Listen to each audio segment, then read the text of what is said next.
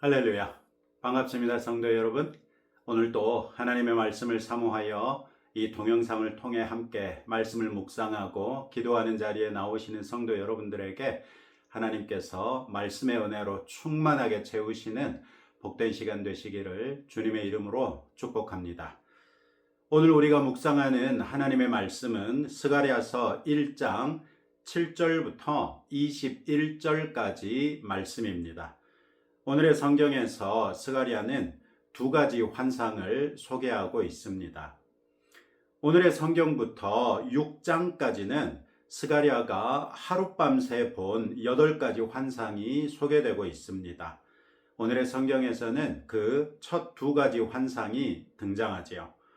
스가랴가 이 8가지 환상을 본 것은 7절이 말씀하시는 것처럼 다리오 왕 제2년 11째 달 곧 스밧월 24일입니다.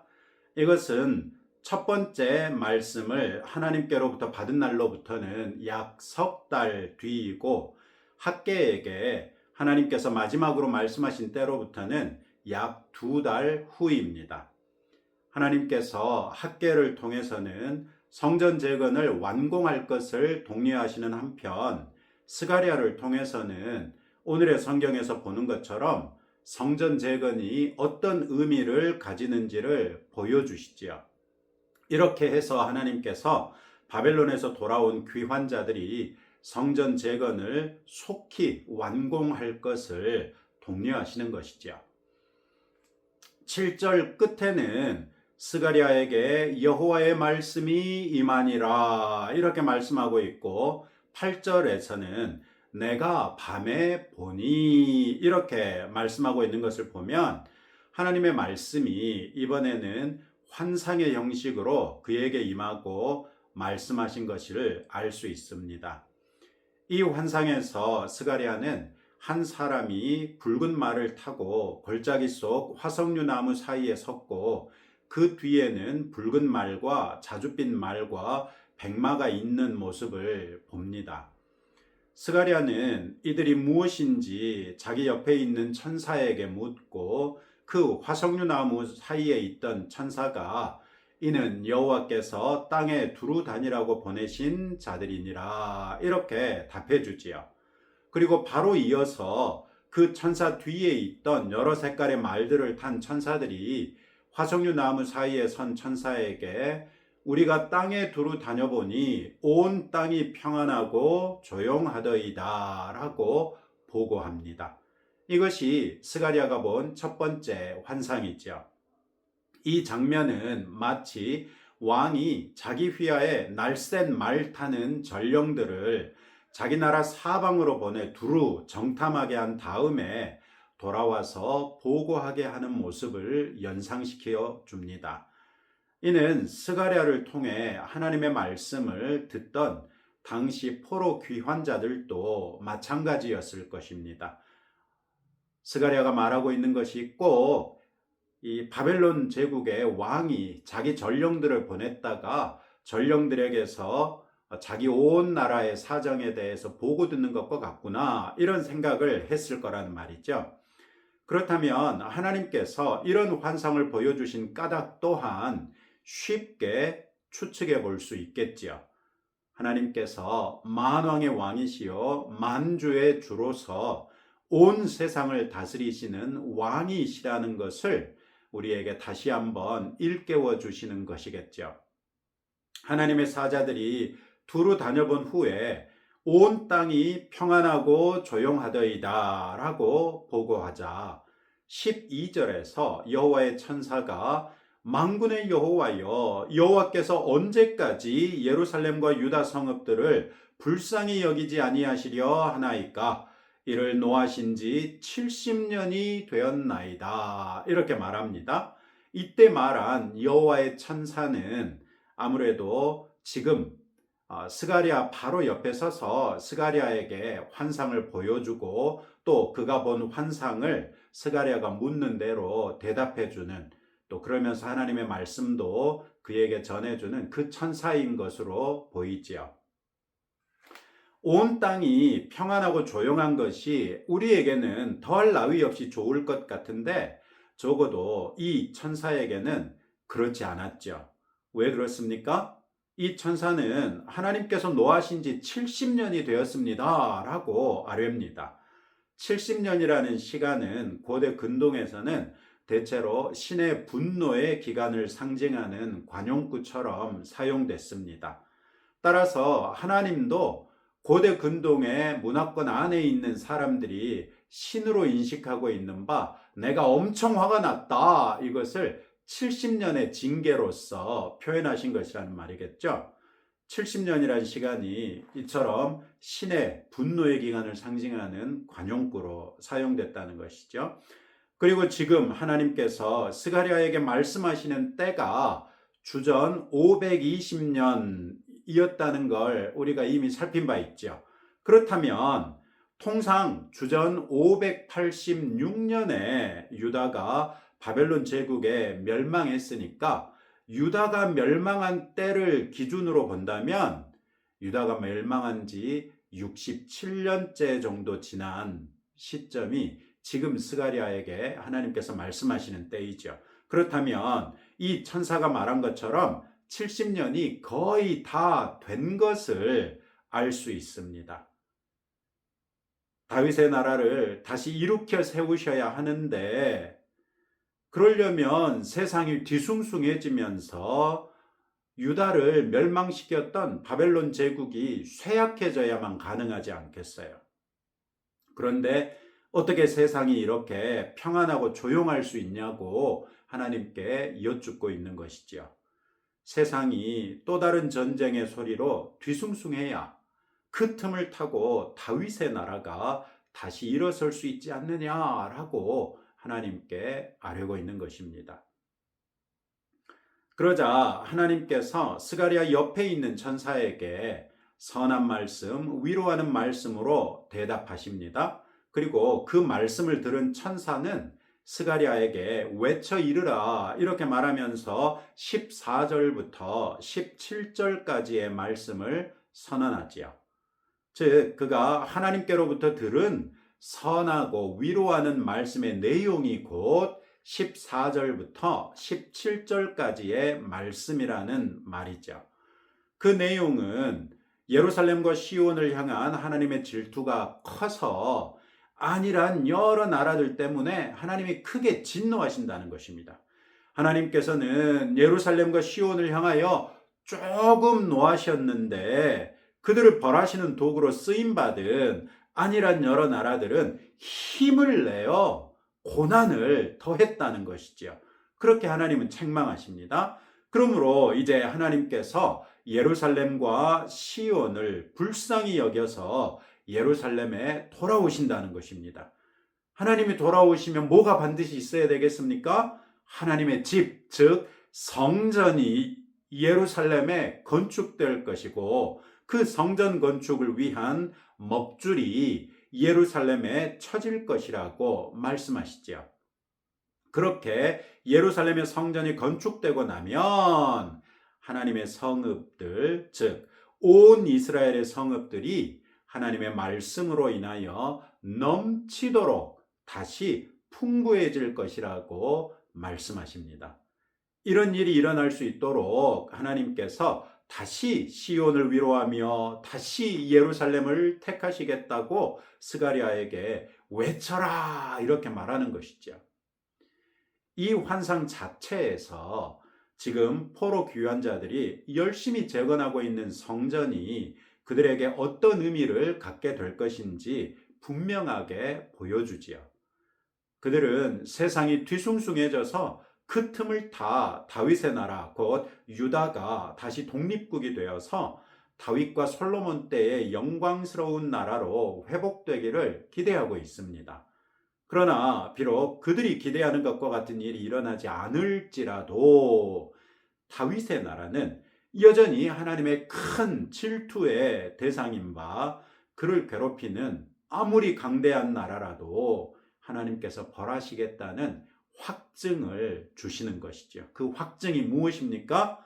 지금 너희가 짓고 있는 성전이라는 것입니다. 그 성전이 지어지면 하나님께서 그들에게 돌아오셔서 하나님의 입으로부터 나오는 말씀으로 말미암아 새로운 이스라엘 공동체의 모든 성읍이 넘치도록 다시 풍부해질 것이라고 약속하시지요. 이 말이 포로 귀환자들에게 얼마나 큰 힘이 되지 않았겠습니까? 그들은 심지어 사마리아 지방에 강제 이주당해 온 이방인들에게조차 대적하기 버거운 보잘것없는 지경인데 하나님께서 그들을 여전히 큰 사랑으로 붙들고 계시다는 것입니다. 그래서 그들의 대적에게 벌하실 확실한 증거가 곧 지금 그들이 짓고 있는 성전이라고 말씀하십니다. 그러니 성전이 지어지면 그로써 하나님께서 다시 자기들과 함께 계셔서 넘치도록 다시 풍부해질 것을 소망할 수 있지 않았겠느냐는 것이죠. 얼마나 큰 힘이 되고 위로가 되었겠습니까? 그들은 더욱더 힘을 내어서 성전 재건을 완료할 수 있는 큰 동기를 부여받았을 것입니다. 18절부터 21절이 소개하고 있는 두 번째 환상, 즉 네 뿔의 환상은 15절 말씀, 아니란 여러 나라들 때문에 심히 진노하나니 나는 조금 노하였거늘 그들은 힘을 내어 고난을 더하였음이라.